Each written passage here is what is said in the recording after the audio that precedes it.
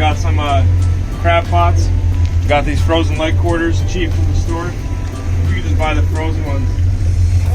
Let them marinate in some crab and shrimp bait. Put them in the lockbox. Take your rope out. Make sure the crab pot is tied down with these rubber straps.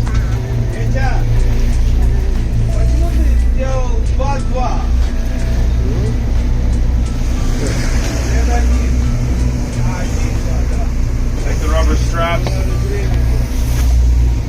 Most important thing, make sure the rope's not tangled. So you just take it, kind of lay it out. So once you fill the crab pot, you don't want to deal with the tangling rope.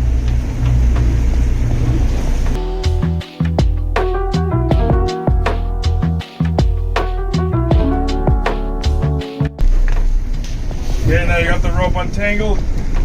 Obviously make sure that you got the proper depth, long enough rope. We can see over here on our navigation, 22 feet. We got a 45-50 foot rope, so we're good.